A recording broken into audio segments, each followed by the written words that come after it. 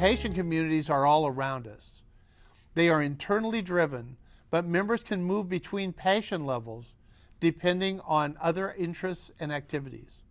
While the examples of patient communities have been focused on consumer markets, keep in mind we also have patients as professionals. If you're an entrepreneur, you are likely to be a part of a number of communities focused on how to develop and hone your entrepreneurial skills.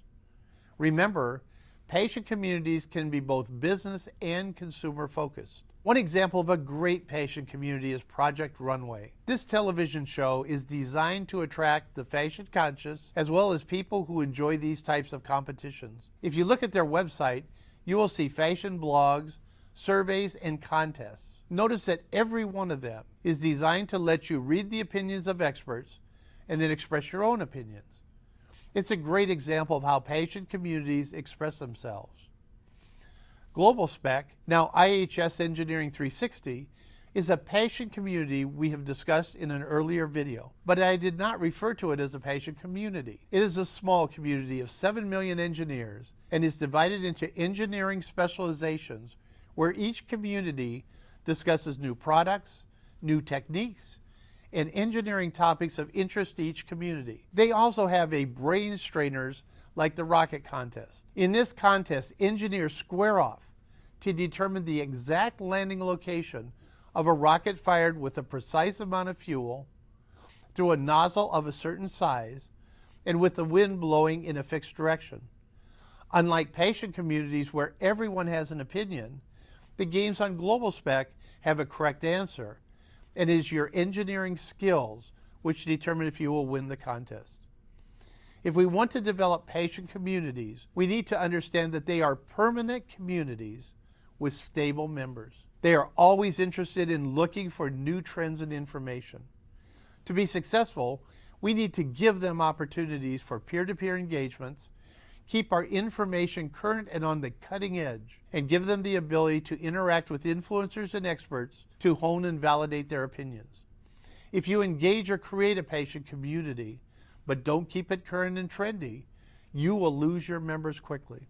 Trigger event communities are very different. Unlike patient communities, which are internally driven, trigger event communities are both internally and externally driven. Most often, trigger event communities are created to address a life stage change or external event.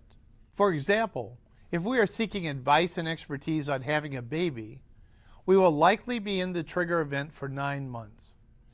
As we move through a trigger event, our needs will change. Just like a new mother going through the 3 trimesters of pregnancy, the knowledge we seek will change as we move from the start to the finish of a trigger event. Some are fast, while others take years or even decades to finish. A community site we discussed in a previous video is an excellent example of a trigger event community. It is a Circle of Moms. If you take a look at this site, you will see very focused sub-communities based on the age of the children, their interests, and key topics like healthy eating. If you visit this site, and I recommend you should, you will see parents engaging with blogger experts at the center of each community. They are seeking expert help and advice to help them raise their children in the best possible way. While community members do have some peer-to-peer engagement, it is usually experienced members helping others.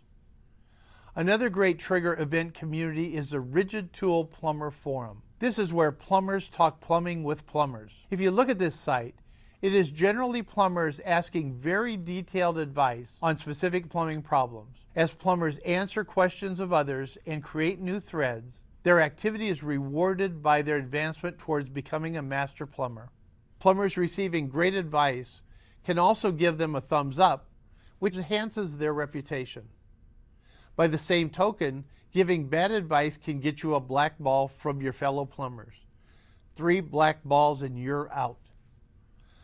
Like all trigger event communities, members want to get the best advice and don't want to waste time with members who do not have the experience to guide the community.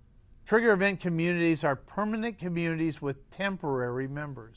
They seek expertise and tools to help them achieve their mission. If you can help them achieve their goals, they will welcome you into their community. From a marketing perspective, We must not only treat passion and trigger event communities differently, our marketing budget will need to be different to acquire and maintain these two communities. Passion communities have permanent members, so once we acquire them, we can keep them if we stay trendy. This means we can minimize our acquisition budget once we acquire members, but need to spend more on new content and new ways to engage. Trigger event markets require the exact opposite allocations in our marketing budget. We will need to continually invest to acquire new members who are just triggering into the event. Because they want proven solutions and expertise, we don't need as much investment within the community. As we begin social listening to communities in MOOC 2 and developing our social strategies in MOOCs 3 and 4, we will need to determine which type of community we are seeking. By identifying the community type, it will help us develop our marketing plans, budgets, and capabilities to best engage with the community.